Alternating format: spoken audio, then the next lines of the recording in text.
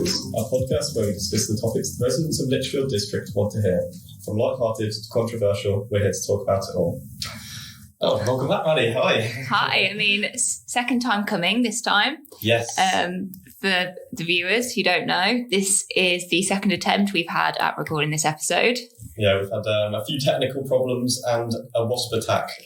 Yeah, Harry was fought off of a wasp. Well, lost the battle to the wasp, I think. Lost the battle. You're all right now, though? I'm doing fine now, yeah. I'm That's good. Feeling a lot better. So yeah. Hopefully no wasp attacks today. Don't jinx us, but windows are all closed. We should be safe from nature today. Yes, so today's a very exciting episode, actually, as we've got our first guest on, Sharon McCormick from the Listening Centre. Yeah, and that'll be very exciting. I was able to talk to her earlier on, and, you know, it's just such an interesting conversation, which you will, I'm sure, enjoy to hear about in a minute. Yeah. So today we're talking about mental health and the importance of recognising how to effectively deal with it and sort of the stigma of it in society. So starting off, sort of, what do you see mental health as? What is it to you? I mean, I suppose when I think about it, I think emotional, mental well-being, how you're feeling, how you interact with others, how you behave, all things like that. And I know, you know, it can develop at any time in your life, whether, you know, you're a kid, you're an adult, an event triggers something, imbalances, whatever. There's like a whole host of reasons that mental health can kind of be triggered. I mean, personally for me, I've seen my parents, I mean, it's not so much mental health issue, but their stress levels have raised because they're currently caring for my grandparents, and that event has caused, you know, a lot more stress and kind of an anxiety type of feeling in both of them. So, you know, it can happen to anyone kind of at any time. Yeah, I mean, exactly.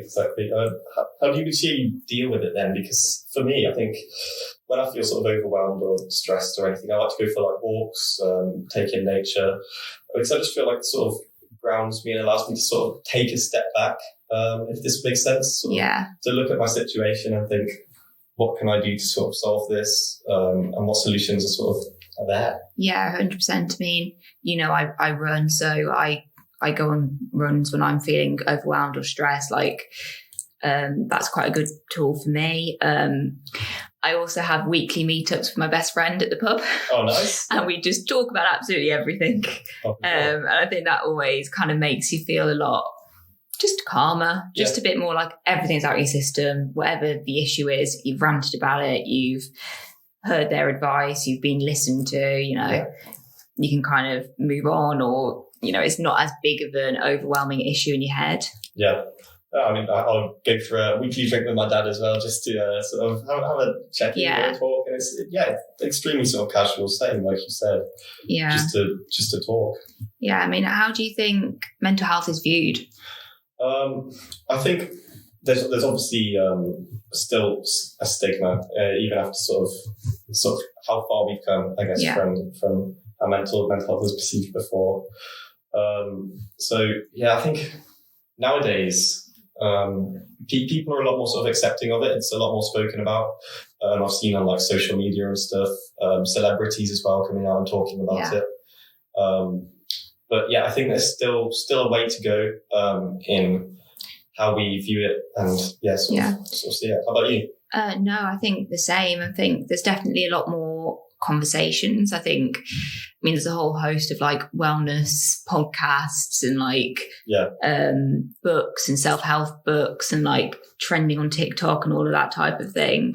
So I think it is definitely open and a lot more out there, but I think there is also a long way to go. I think particularly in men as well, maybe potentially opening up the conversation there a bit more. I think come a long way, but we still probably got a long way to go. Wow, 100%.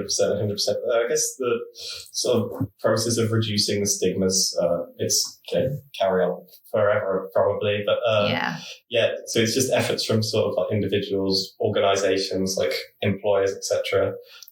Just having open conversations and sort of educating, I guess. And also offering support systems to sort of contribute to breaking down whatever barriers are sort of left. that people might have from seeking help and support for their mental health concerns. So you've kind of heard from us what we kind of initially think, let's say. So I think this is the perfect place to kind of put in the interview we did with Sharon, and, you know, he'll hear from like a real expert and see what she had to say. Yep.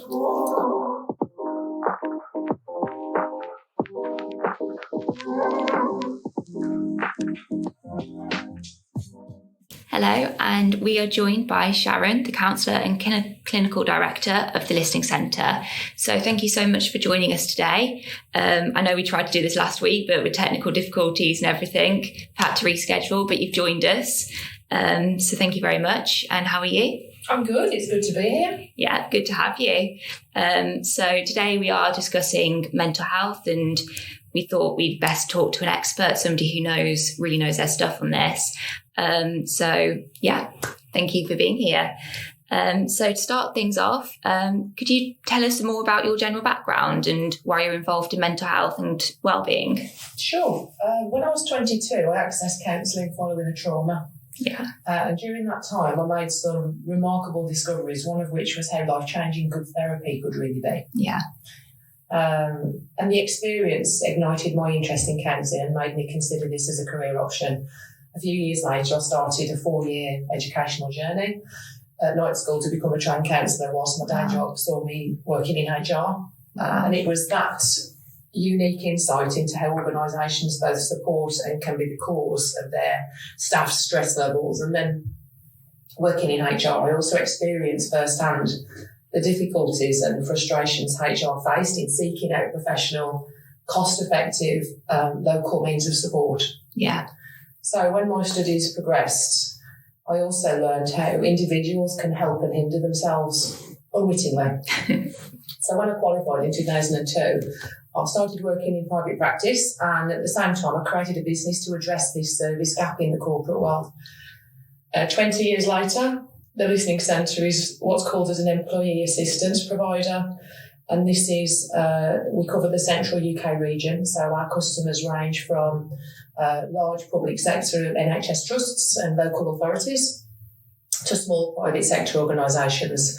And for the most part, we're commissioned to provide workplace counselling, but we also allow customers to cherry pick complementary services as and when required. For example, mediation, trauma support, and corporate training. We also do that too. So we currently employ about 30 counsellors in the Midlands, and their experience and orientations vary considerably, but what unites us is a minimum standard of professional qualification and our respective professional bodies. Yeah, I mean, that's so interesting. I think especially since COVID, kind of the mental health gap in the workspace has kind of become a lot more apparent. And kind of leading on from that, like, what are the most common mental health or wellbeing issues that you deal with on like a day-to-day basis? So within the Listening Centre, we do closely monitor presenting issues that people bring. And for the most part, we can see there's a common theme around relationships, both professional and personal. Yeah. And that tends to result in depression and anxiety. But what fuels depression and anxiety is usually what's going on in their life. Yeah. So within my private practice, I do similar trends, but it can work out quite differently in private practice because I apply what's called a bio-psycho-social approach, which is a lot of psychobabble. And that loosely translates to supporting clients using a holistic lens to help them process things that have happened and understand themselves by taking into account their distress, any adverse childhood experiences that they've had, bereavement, physical problems, illness, and how they've been affected by your society, really. And this approach takes into account the interconnected factors between these things without labeling them with a disorder.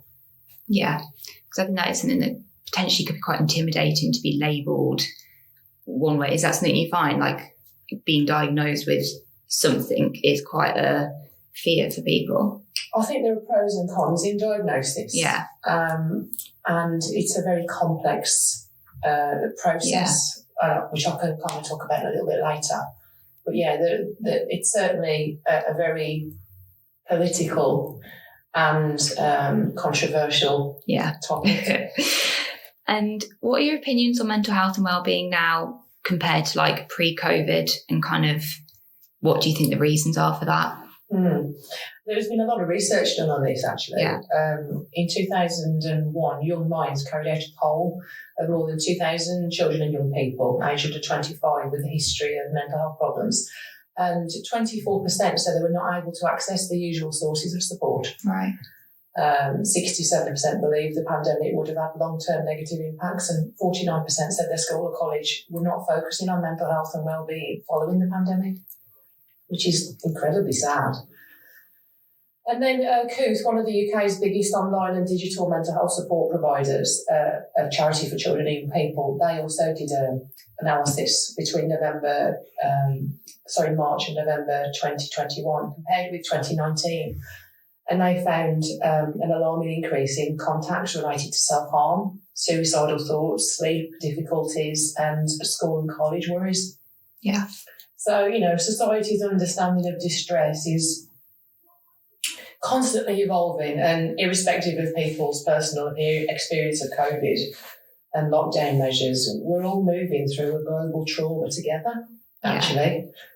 So despite all of the studies, you might be surprised to hear that the overall message might read as something like, things have been tough for young people, but by and large, half have apparently been relatively unaffected.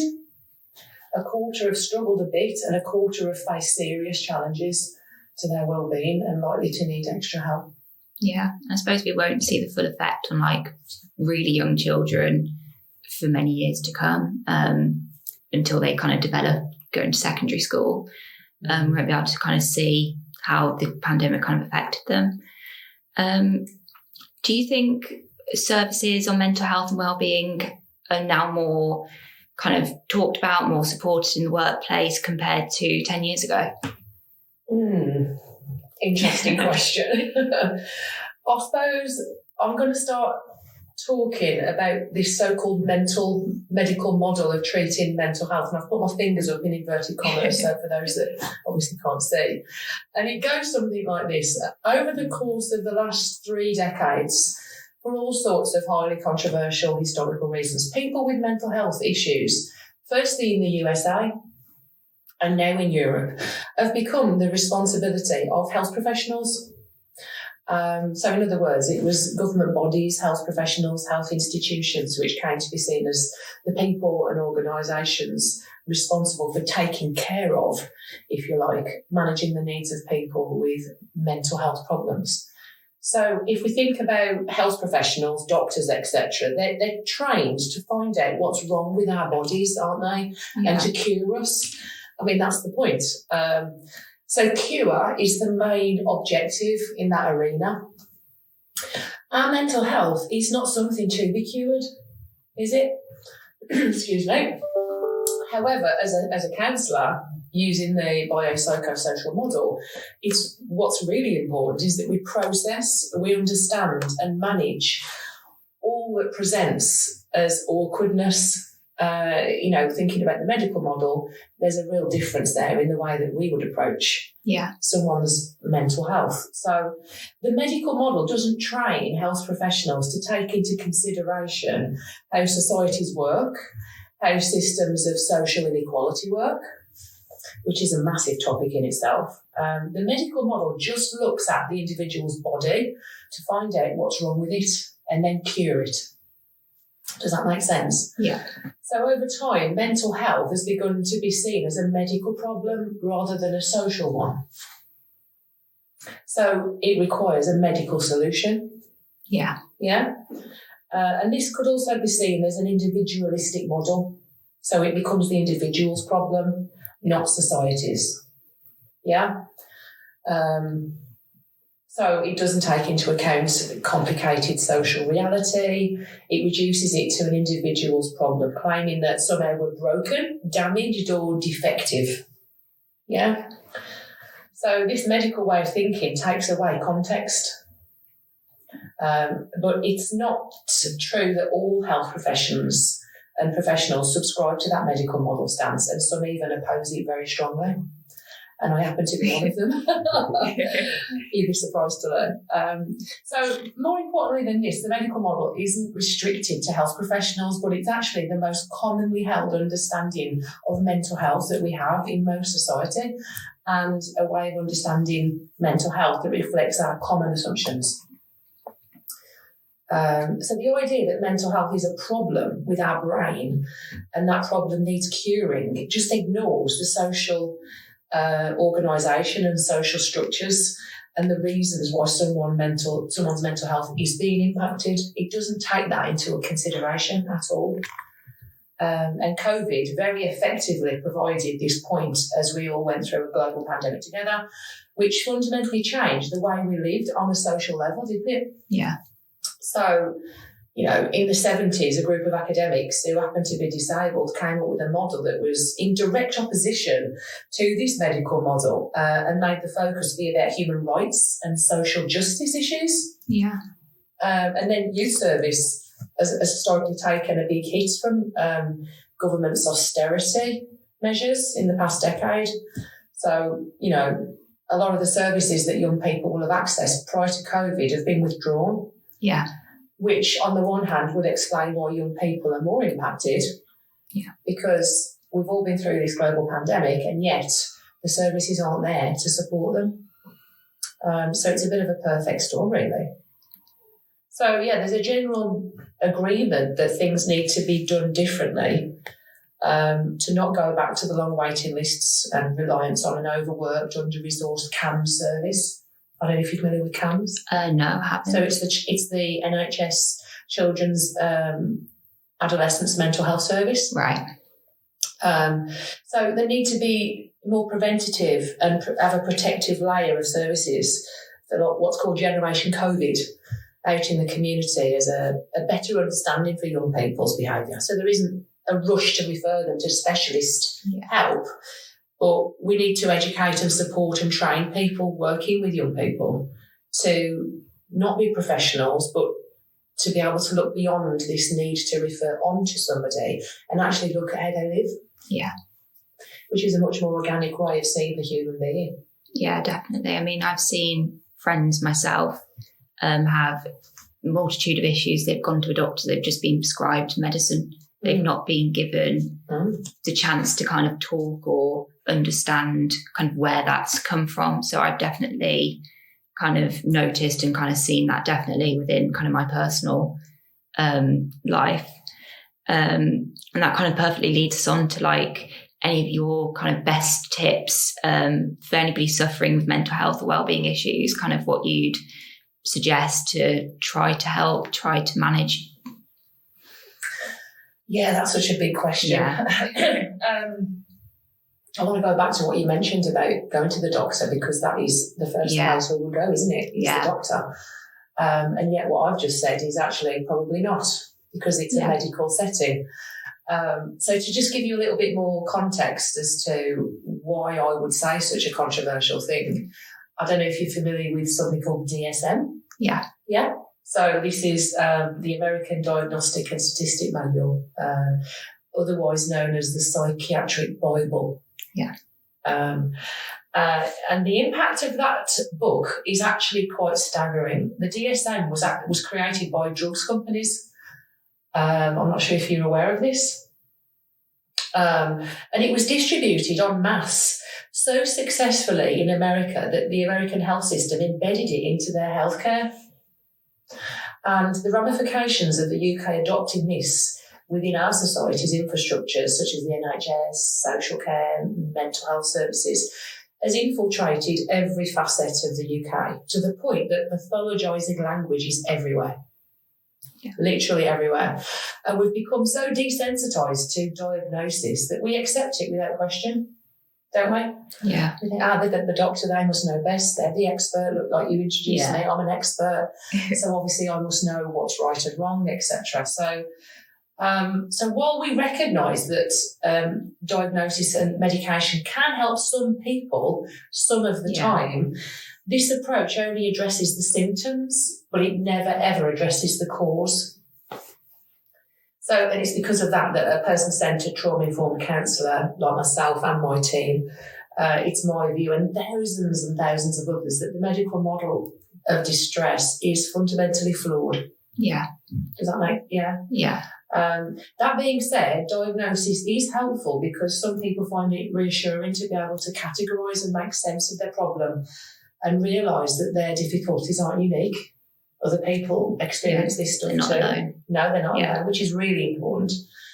A diagnosis can give access to welfare benefits and other forms of statutory support and self-help networks. There are some services that you cannot access unless you have a diagnosis. Right. So can you see how our system is completely bought into this medical diagnosis model? Yeah. And it precludes some people if you don't have a diagnosis. So therapists working in a medical setting, they're able to communicate effectively with colleagues in a classification such as depression, anxiety, borderline personality disorder. So therapists can have that internal conversation in a multidisciplinary team, and we speak their language. Yeah. But it's, for me as a therapist, it's not my language. Right. I don't actually use the term mental health. I use the term distress or well-being. Yeah. Yeah?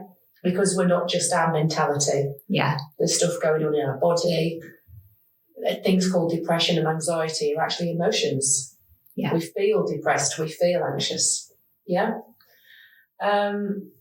So in some environments, the diagnosis is necessary for being accepted for treatment, such as in the NHS.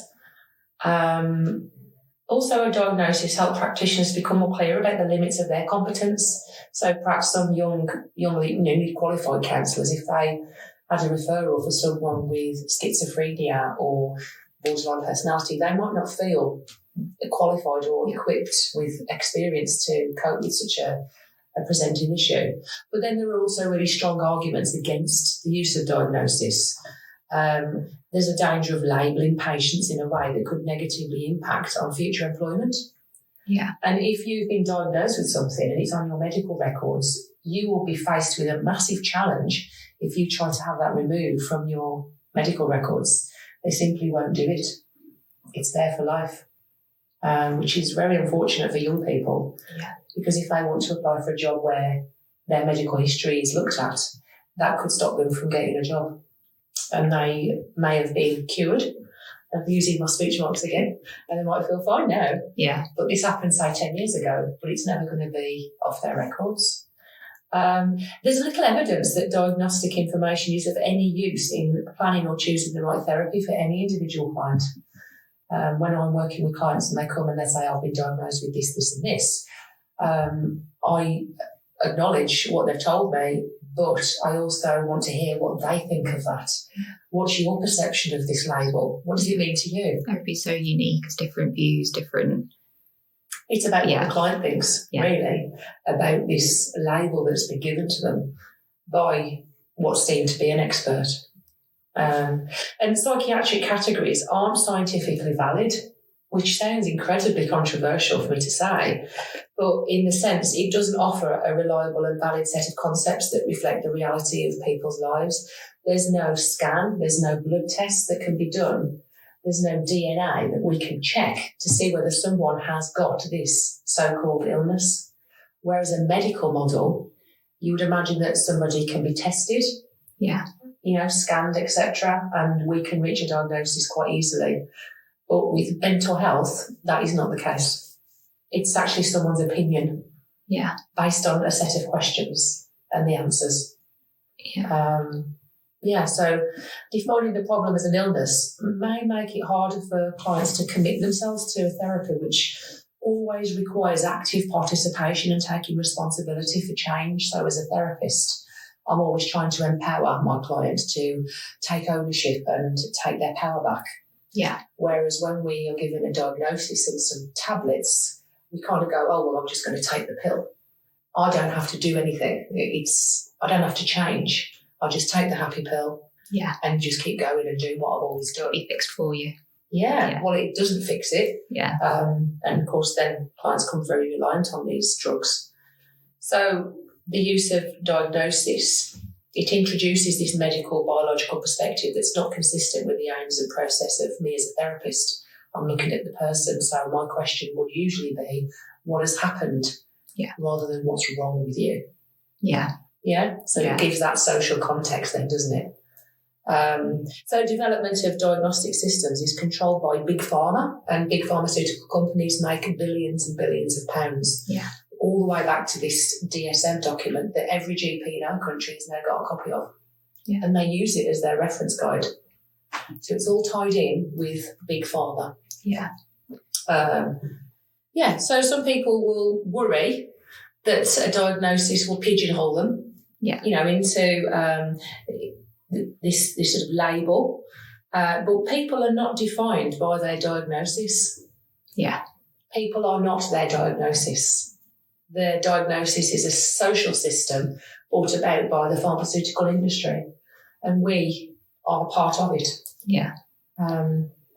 Which is tragic, really. And then coming on to what you asked me about tips, I think, there's a lot people can do to help themselves. Yeah. But the problem is where to start, because it seems a bit overwhelming, particularly if someone's struggling, to then invite them to do something is quite challenging, because people with depression typically don't feel motivated to do anything. Yeah. And people with anxiety are too worried to do anything. So that's a really big challenge. But I think my honest answer is be totally honest with yourself and don't rush to find a quick solution or a quick fix. And I think, I've got twins who are 20 years old and they want an instant answer now. It's that sort of, generation, ask Google or ask Alexa and give me the answer now. So our instincts to just cheer up or get better is actually huge. And other people's vulnerabilities will trigger our own, won't they? If we're around somebody who themselves are struggling, that will impact us, won't it? Yeah. So getting a quick fix just invalidates the whole experience that you're going through. Yeah. You don't get to talk about it. You don't get to explore it or unpack it and share it, which COVID has explained. We need to share. We need to be with people. So I think reach out and connect with your immediate support networks, whether that's friends, family, work colleagues, social, spiritual groups. If lockdown has taught us anything, it's that being around people, physically connected to people in person is essential to our well-being. And we've all kind of gotten on the page with that, haven't we? Yeah. We all get it now. Although people who are introverts, funnily enough, excuse me, talking about half of young people that weren't affected, I've got some friends who are introverts and they love lockdown because they didn't have to go out. They don't like being around people. And introverts re-energise from being alone, whereas extroverts re-energise from being around others. So we always assume everyone's impacted, but some people loved it. Really didn't want lockdown to stop, and I'm like, what? Because I'm more of an extrovert, so I couldn't wait to be around people. Yeah. No, I'm the same. Yeah. So knowing that there are things that you can do to help yourself, I think is really important. And this could be in the form of learning about self-help strategies. Mindfulness meditation is an absolute golden nugget of well-being. It's not for everybody. There's a brilliant app called Insight Timer. It's free. And there's a massive library of lots of different mindfulness meditation recordings that practitioners upload for free. And you can just do one for 1 minute, 10, an hour on any topic, be it panic attack, social anxiety, etc. What an amazing resource. Oh, that's incredible. It's fantastic. And there's lots more apps, particularly for young people as well. Yeah. Spending quality time with nature has also been completely proven to have a really good impact on mood. And again, I think taking that one walk a day in COVID proved to us that we really do like getting outside, don't we? Yeah. And I think a lot of people refound their love of nature in lockdown. And, I wish I had a dog. I had dog envy. I really wanted a dog so I could go for a walk. So if you find yourself being around someone who seems to be struggling, I think my advice would be don't immediately refer them on to someone else. Just listen. I teach people how to become counsellors, and We run a 10-week effective listening skills course, which actually starts next month. And the power of listening is completely undervalued and underrated. Yeah. And to simply just sit and listen without really saying much is incredibly therapeutic. It's very powerful. So, it is that simple. So you can't fix what's wrong in people's lives, but you can give them a space to be heard. And this is what the vast majority of people actually need. Yeah. So, there's a lot more resilience in people than perhaps we think. And I know with my client group, I work with adults or, 18 years old plus, and the younger the person there is, the more, depending on age, the more likely they're keeping themselves buoyant. Yeah. Younger people are, more, they're the better at bouncing back. Children are incredibly resilient and very good at adjusting. Not so much when we get older. So younger people have a natural spontaneity as well, which is why, we love being around young people, because you're busier and you're more excited to be around. And we don't credit young people with that sense of adventure, but actually it will help us immensely with our well-being. So I think, young people embrace change quicker than older people as well. So I think that we've got to trust that people, along with any generation for that matter, we all have the capacity to deal with ordinary sadness that's part of life. As long as we're authentic and we're open and transparent about what's been going on, most people do come through it. Yeah. So we really do need to recognise that it is okay to be sad. Yeah.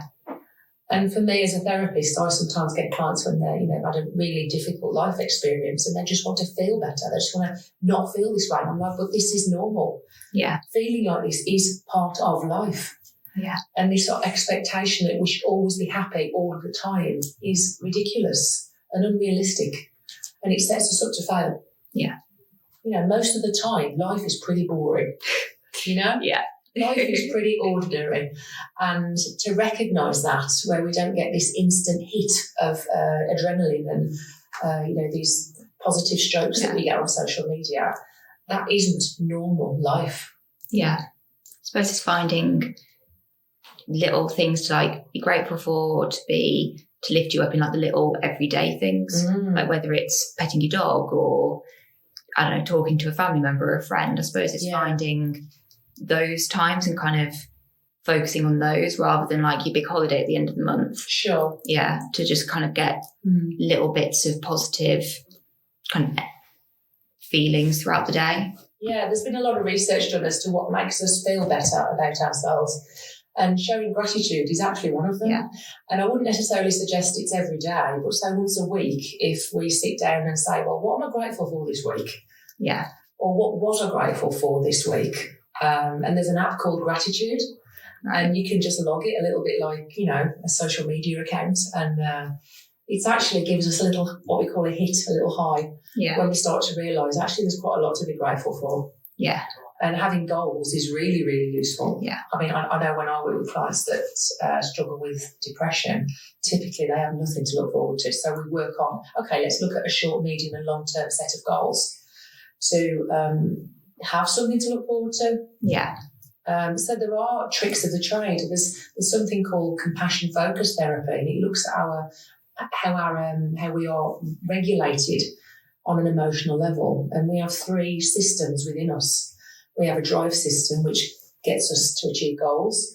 We have a threat system, which most people are aware of, the fight, freeze, flight, flop, which is where we're fearful of something, even whether it's social or imaginary. And then we have the soothing system, which is where we calm ourselves down. Yeah. So the mindfulness meditation will help us calm down. So when we're having a panic attack, that's what we need to tap into. So there are lots of things that people can do to help self-regulate. Yeah. I suppose it's different for every individual as well, like what works for one person. Mm-hmm. I mean, I did meditation during my exams when I was doing my A-levels, and that really helped me. I've also got a friend who cannot sit still for the life of her, and she just could not do it. So she went and I think she did a run for 15 minutes after her exam. And that kind of really helped regulate her. Yeah. And kind of bring her back down and calm her down. And yeah, it's just completely different for two different people. You're completely right. I mean, when I'm working with clients who typically are very fit and they do lots of activities, and they come to me and we look at what's changed, if that activity has stopped, what I would say is, okay, let's carry out an experiment. Yeah. I'm going to suggest before you come back next week, you just for 1 week's experiment, try doing that routine and seeing whether that impacts on your mood. And 100% of the time they come back and go, you know what, I feel so much better. Yeah. I'm like, my work is done. So, we get endorphin fixes when we exercise, and, normally people go for a run, they're out in nature, so that's back to that nature again. So we should never underestimate activity. I mean, I'm older now, so I tend not to do that vigorous stuff, but going for a good walk when I'm listening to whatever I'm listening to is brilliant. Yeah. Walking, again, is very underestimated. Yeah, especially on a day like today where it's all nice and sunny. Finally. Exactly. Yeah. So thank you so much for coming on. It's been so interesting listening to all of your points. Learned so much stuff that I've never kind of even thought to think of. So thank you so much. You're welcome. I hope it's been helpful. Yeah, it definitely has. Thank you. If anybody wants any more information, we've got a front page on our website that we put a lot of free resources on there. Yeah. So, and it's not hard to find. The Staffordshire County Council also have a lot of information about wellbeing. Yeah. It's all out there. The mental health services as well, they will have it on their websites. 100%. That's great. And we'll definitely include links to all of those in the bio of this episode if anybody is interested in looking through those.